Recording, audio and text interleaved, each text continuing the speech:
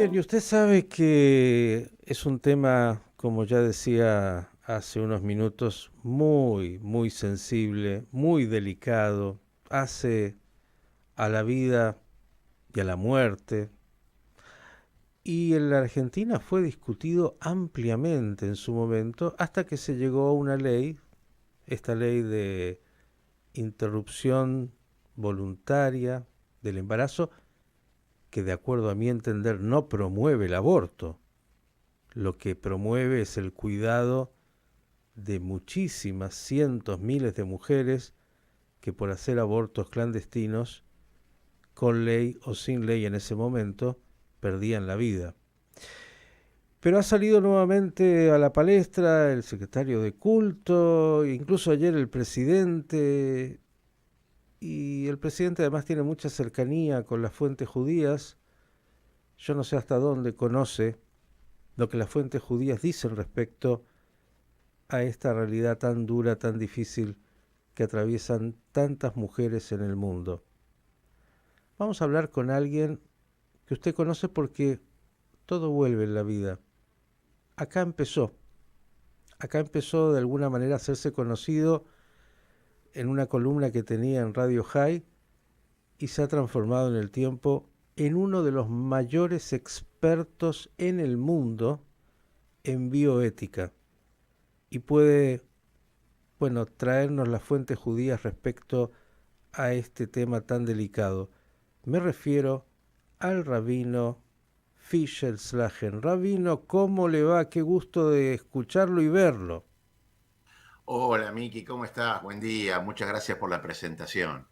Bueno, vamos a este tema que parece otra vez aparece y yo creo que usted también en su momento expuso, como tantos, cuando se discutió ampliamente este tema, compartiendo esta visión de la bioética judía y la ley judía respecto a un tema tan difícil como es este.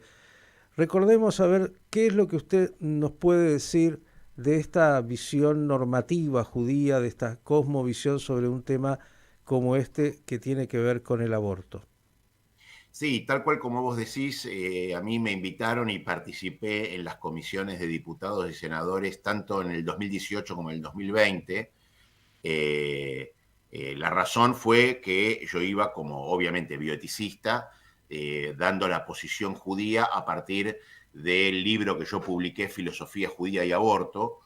Eh, y la posición judía es una posición bastante distinta a las que se manejaban, como para que la gente pueda entender la ley judía a partir de los términos con los que se manejó o los que se manejó popularmente la ley. En principio, la ley judía no usa, porque justamente es un lenguaje jurídico, no usa retórica, es decir, nunca la ley judía habla de aborto libre, ni eutanasia prenatal, y mucho menos de interrupción del embarazo. ¿Por qué? Porque en la ley judía, al ser un lenguaje jurídico, trata de evitar eufemismos o sofisticaciones psicológicas para evitar operar falazmente, como por ejemplo con el adjetivo libre, condicionando o sugiriendo que lo abortivo es lo correcto frente a su negativa como opresivo, y mucho más con la expresión interrupción voluntaria del embarazo, justamente por la irreversibilidad de la muerte del embrión o del feto, imposibilitando reanimar su vida. Por eso, en la ley judía es muy importante atender al poder manipulador de los dichos y de los lemas, porque justamente el mismo Talmud dice que estos lemas conquistan lugares en las explicaciones populares y luego devienen en ideologías y en este caso finalizando en programas políticos o en leyes. Como segundo término, cuando se discutía el ítem sobre si el feto o el embrión es o no persona, bueno, la ley judía ya dirime esto. Es una discusión vieja que el judaísmo ya lo dirimió hace 2500 años, porque el estatus de persona es un estatus jurídico, no es científico. Y la halajá, la ley judía, posee también la categoría bajo el término de nefesh, que aplica a todo sujeto de deber preceptual que se adquiere la categoría de persona, la categoría de nefesh, solo al nacer en término y con viabilidad. Pero, y acá está el secreto, el hecho de que el conceptus, es decir, el ser humano concebido, tanto desde el cigoto hasta el feto, no tenga la categoría jurídica de persona, esto no le da potestad a un tercero sobre este feto. Y eso lo vemos en múltiples leyes, tanto cultuales, económicos, sucesorios, hereditarias, sino que todo lo contrario, digamos, ¿no? El judaísmo reconoce la vida humana o el comienzo de la vida humana a partir de la concepción. Y eso está en el Talmud a partir de la expresión Mishat Pekidah, que es en el momento de la concepción. Y esto es porque, más allá de su causa metafísica, porque allí se dice que en el momento de la concepción ingresa el alma, hay una causa científica que ya la explica Nachmanides, estamos hablando en el siglo XIII, cuando él dice que a partir del concepto, el conceptus humano, no puede devenir nada que no sea morfológicamente humano, es decir, da el concepto de necesidad, hoy traducido a la determinación genética. Entonces, más allá del concepto metafísico que uno puede aceptarlo o no, hay un concepto científico en donde el conceptus es el ser humano concebido, es una realidad, un ser humano en acto y no en potencia, porque no puede devenir morfológicamente a través de las semanas en otra cosa que no sea algo reconocido como ser humano. Razón por la cual el Talmud y la ley judía lo vincula al Génesis 9:6, cuando es el famoso versículo que dice Shofech Adam Ba'adam Damoy Shafech, el que derrame la sangre de un Adam en un Adam, dice Adam ba Adam, su sangre será derramada. Y el Talmud dice, ¿qué es un Adam en un Adam? Es decir, un ser humano en otro ser humano, una mujer embarazada. De allí viene la categórica prohibición del aborto a demanda, es decir, abortar simplemente por interés. Bien. No obstante... Sí, porque para ir ordenándole al oyente los conceptos que usted está diciendo con tanta claridad. Sí. Primero, un nefesh, una persona, es desde el momento de su nacimiento. Con viabilidad. Con viabilidad, sí. Exactamente. Pero no existe esto de, abortar simplemente cuando está todavía hecho un feto, porque exacto. Es un Adán potencial, una persona potencial, sería matarlo, por decirlo así, a una persona. Es un Adán en acto, es un ser humano, por eso el judaísmo aporta esta tercera vía, diciendo, o sea, lo importante no es si es persona o no, lo importante es si es ser humano o no, y ser humano es a partir de la concepción, porque el versículo, el Génesis 9:6, prohíbe matar a un ser humano dentro de otro ser humano de forma arbitraria. Entonces, lo que importa más allá del estatus jurídico de persona es si es un ser humano o no.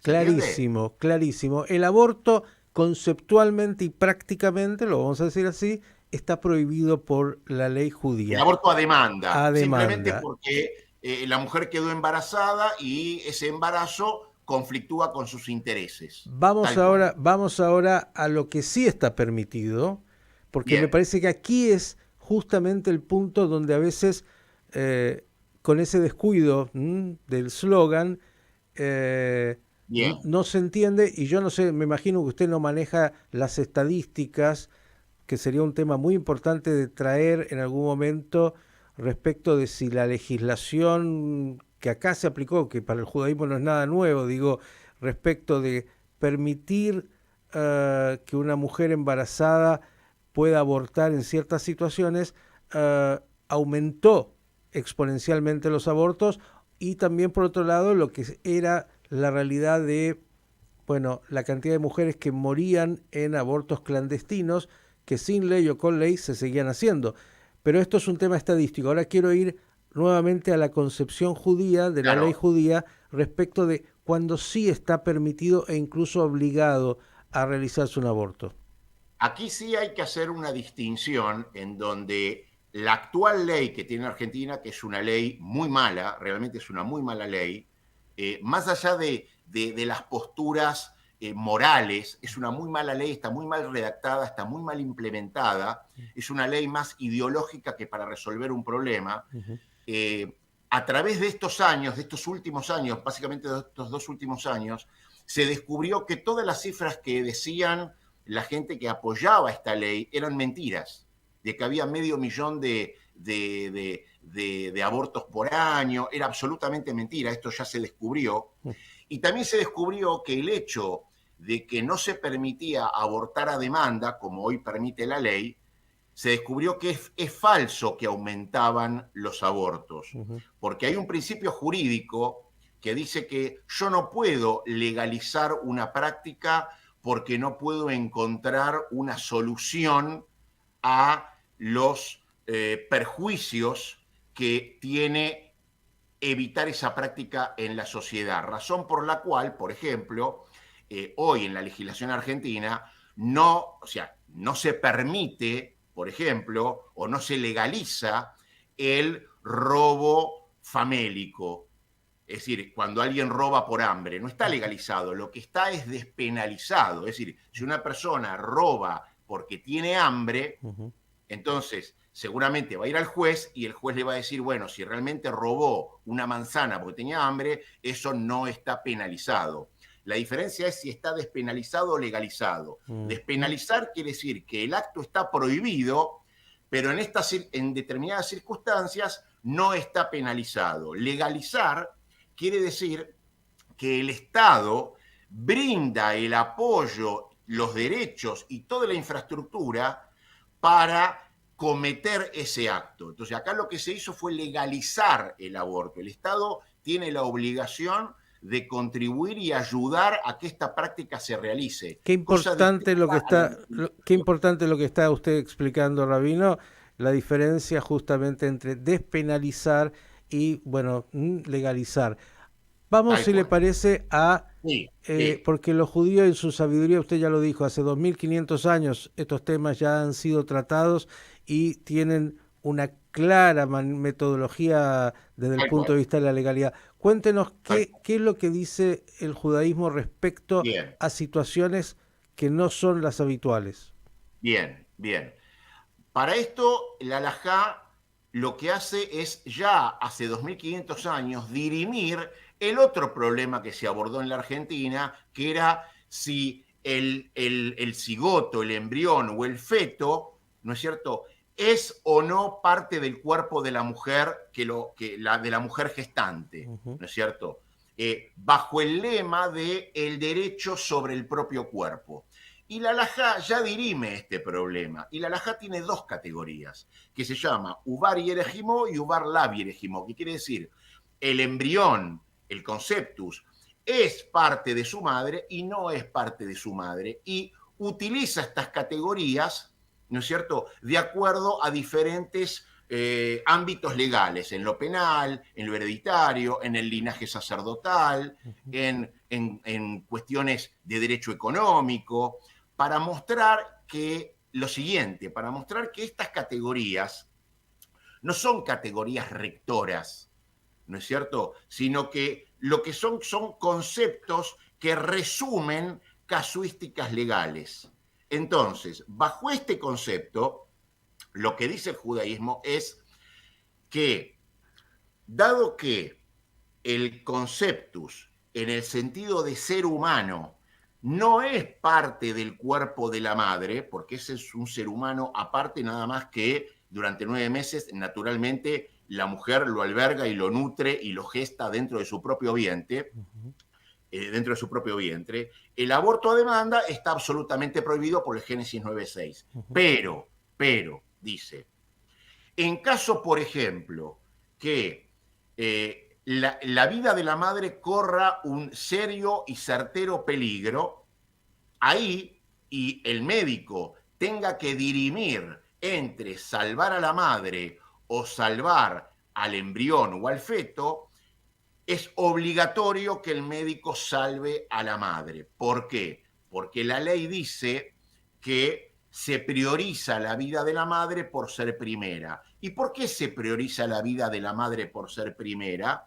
Por una ley de la Torá que se llama la ley de Rodef, que es la ley del persecutor, que posibilita y muchas veces obliga a matar a quien ponga en certero y cierto peligro e inmediato peligro de muerte a su prójimo. Y en este caso, ¿por qué?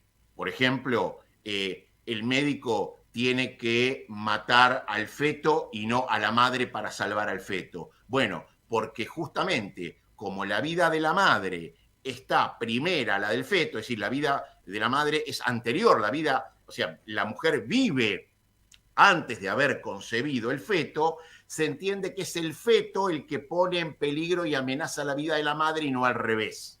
Entonces ahí el médico tiene la obligación de practicar ese aborto. Dicho esto, hoy por hoy esos casos son casi insignificantes por el avance de la medicina. Prácticamente hoy no hay casos donde el embarazo ponga en peligro de vida a la mujer.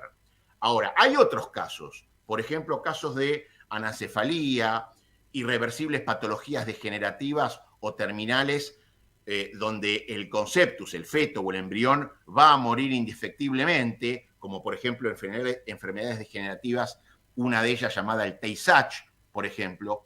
Todas estas enfermedades o patologías embrionarias donde el embrión muere necesariamente y no hay posibilidad de salvarlo, se consideran situaciones bajo la ley judía que se llaman tzorech gadol, es decir, de gran necesidad, y donde la mayoría de las autoridades halágicas permiten abortar con severas restricciones en tiempo y forma. Similarmente a los casos de violaciones y donde la madre se encuentre en serio riesgo psicofísico, siempre y cuando se efectúe inmediatamente al hecho. Ahora, ¿por qué el caso de la violación? Bueno, porque el caso de la violación se entiende que es el resultado de una acción violenta, de una acción criminal en contra de la mujer, en donde el conceptus es fruto de aquel ataque y por ello, según el caso, también se lo considera bajo la ley de Rodef. Ahí hay una permisión, no es obligatorio, son permisiones.